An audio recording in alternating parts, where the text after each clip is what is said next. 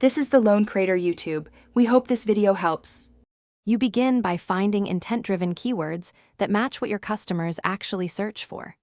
Use quick research to map 5-10 keywords per product and capture commercial or informational intent. This guides every content decision.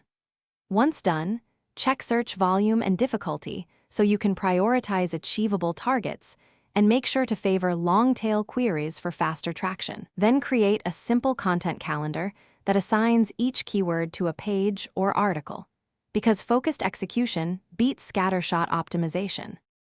Now implement on-page and technical optimizations that convert intent into rankings.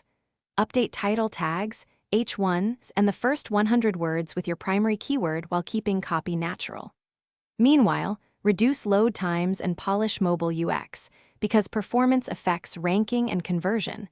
Run a crawl to fix broken links and pagination. Also add structured data, canonical tags, and an XML sitemap so search engines understand structure. Once these pieces are in place, publish and monitor key metrics to verify impact.